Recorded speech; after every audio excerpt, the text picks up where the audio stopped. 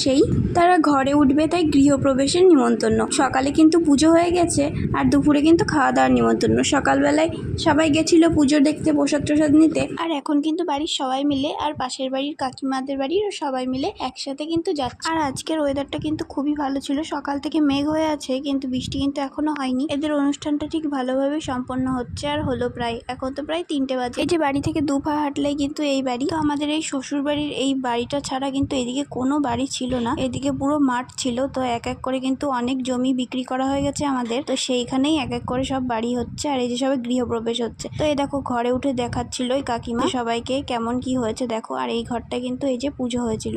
আগে যখন এই বাড়িতে আসতাম তখন কিন্তু শুধু ফাঁকা মাঠ ছিল আর এখানটায় কত সুন্দর লাগতো জায়গাটা। মানে আমার আগে রেজিস্ট্রি ম্যারেজ হয়েছিল, তো তখন থেকে কিন্তু যাওয়া আসা করতাম। আর এখন দেখো একটা পুরো পাড়া হয়ে গেছে, দুই সাইডেই কত ভালো ভালো বাড়ি তৈরি করা হয়ে গেছে আর দেখতে কিন্তু আরো সুন্দর লাগছে। আরো ওই পাশে আমাদের অনেকটা জায়গায় আছে, সেখানটায় হয়তো অন্য কিছু করার প্ল্যান আছে। যাই হোক, কাকিমা কিন্তু আমাদের সব ঘরগুলো দেখে উপরতলা নিচতলা তারপর ছাদ সবকিছু ঘুরে ঘুরে দেখাচ্ছিল। আমার শ্বশুর মশাই, তারপর কাকা শ্বশুর, তারপর দাদা, অমিত সবাই কিন্তু নিচেই ছিল আর আমরা মহিলারা পরে এসেছিলাম দেখতে। ওদের কিন্তু আগে দেখা হয়ে গেছে। আর এদিকে জানলার দিকে বসেছি আর এই দেখো নিচে আমাদের মাঠ দেখা যাচ্ছে আর ওই যে বাড়ি দেখা যাচ্ছে। আমি শুধু এদের বাড়ির জানলা, ব্যালকনি, এখানে ওখানে গিয়ে দেখছি যে আমাদের বাড়িতে কেমন দেখতে লাগছে, এখান থেকে কতটুকু দেখা যাচ্ছে, এইসবই দেখছি। তো ঘরের এই পজিশনটা বেশ সুন্দর লেগেছে আমার। এই যে দোতলার উপরে এইটা পুরো কিন্তু ছাদ দেওয়া না, সুন্দর রেলিং মতো করা আছে। আর এইদিকে ছাদ, এই যে ছাদেও তো কিন্তু রেলিং দেওয়া। এখান থেকে দেখা যাচ্ছে ওই যে আমাদের বাড়ি এখনো কমপ্লিট হয়নি, আর একটা বাড়ি হচ্ছে দাদার জন্য সেটা। তারপরে ঘর সবকিছু কিন্তু দেখে আসার পর আমরা এই যে খেতে বসে গেছিলাম। আমি, অমিত আর পাশের বাড়ির একটা দাদা বসেছিল। তো বসার সাথে সাথে দিয়ে দিয়েছিল প্লেট,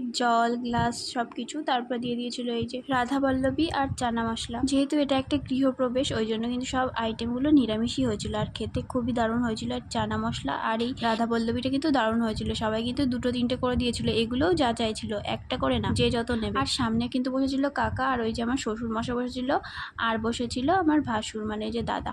আর পাশে তো অমিত আর ওই দাদাটা বসেছিল। একসাথে আমরা এই 6 জন বসেছিলাম। আর আমার শাশুড়ি মা, কাকিমা, ননদ, দেওর সবার কিন্তু এই যে আর একটা টেবিলে হয়ে গেছিল, মানে 2টো টেবিলে আমাদের কমপ্লিট হয়ে গেছিল। আর আমার যে ভাই সে কিন্তু আগে এসে খেয়ে গেছিল ওর বন্ধুদের সাথে, যেহেতু পাড়ার সবার নিমন্ত্রণ ছিল। তারপর রাধা বল্লভী চানা মশলা শেষ হতে না হতে কিন্তু চলে এসেছিল এদিকে রাইস আর এদিকে পনিরের তরকারি। এটা কিন্তু শুধু পনির ছিল, আলু টালু কিচ্ছু ছিল না, ওটাই পনিরে ভরা। আর আমার তো মাংসর থেকেও কিন্তু এই পনিরটা খুবই পছন্দ, সেই ছোটবেলা থেকেই। পনিরের আইটেম হলে কিন্তু আমি মাংসটা ধরি না, কিন্তু খাসির মাংসের ব্যাপারটা একটু আলাদাই, সেটা বাদ দাও। তারপর চলে এসেছি কিন্তু আমের চাটনি, এই যে ড্রাই ফ্রুট দিয়ে আর আম দিয়ে কিন্তু চাটনিটা করেছিল আর দিয়েছিল পাঁপড়। শেষ পাতে দিয়েছিল কিন্তু রসগোল্লা, যা চাই যে যত নিতে পারো। আমি কিন্তু 2টো নিয়েছিলাম, ভেবেছিলাম খেতে পারো।